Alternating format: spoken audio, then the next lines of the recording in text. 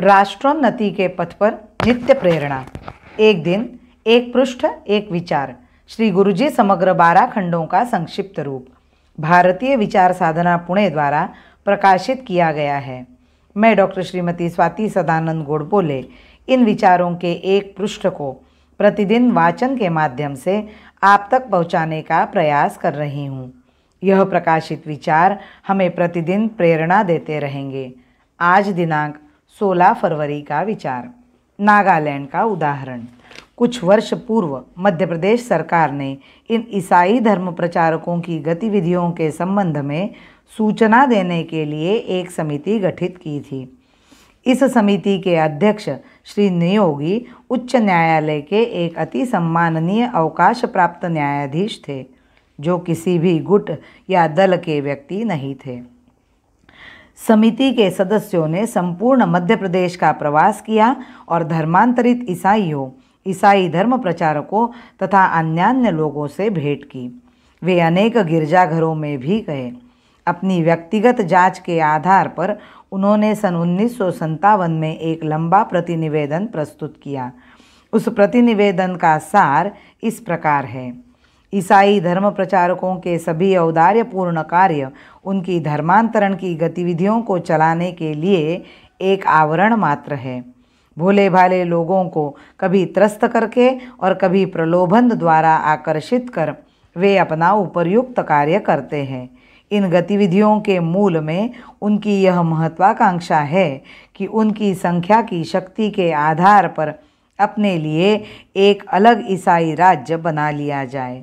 वे इसी एक उद्देश्य से करोड़ों रुपए व्यय कर रहे हैं। असम में नागालैंड की सृष्टि इस बात का ज्वलंत उदाहरण है। नागालैंड में जो खुला विद्रोह चल रहा है वह ईसाई प्रचारकों द्वारा ही संचालित है। इस तथ्य को पंडित नेहरू ने भी स्वीकार किया है, किंतु हमारी सरकार समय समय पर देश को यह बताने में नहीं थकती कि वहाँ शांति स्थापित हो गई है। चाहे दूसरे ही दिन वहाँ से समाचार क्यों ना आ जाए कि कोई ट्रेन लूट ली गई, कोई पुल उड़ा दिया गया अथवा हमारी फौज के कुछ जवान मार दिए गए।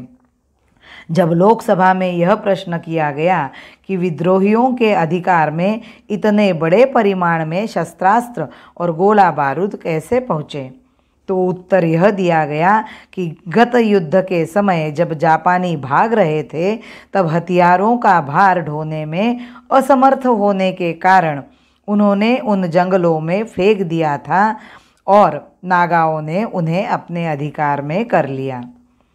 किंतु समाचार पत्रों में एक सूचना प्रकाशित हुई है कि अपनी सेना से एक संघर्ष में कुछ विद्रोही मारे गए और उनके हथियार ले लिए गए।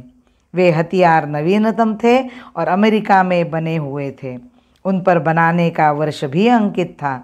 यह सन 1955 और 1956 की बात है।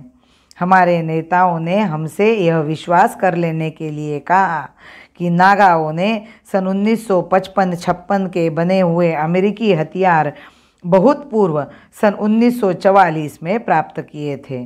यह सूचना मिली है कि नागाओं के अधिकार में नवीनतम मॉडल की हवाई जहाज़ों को मारने की तोपें हैं। यह भी स्पष्ट है कि वे हथियार किस प्रकार उनके अधिकार में आए होंगे। जो अमेरिकी हथियार पाकिस्तान में आते हैं वे असम में ईसाई धर्म प्रचारकों को हस्तांतरित कर दिए जाते हैं।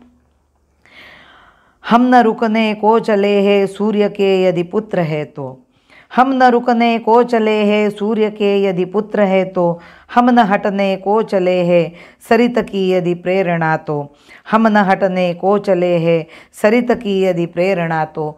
भारत माता की जय। वंदे मातरम।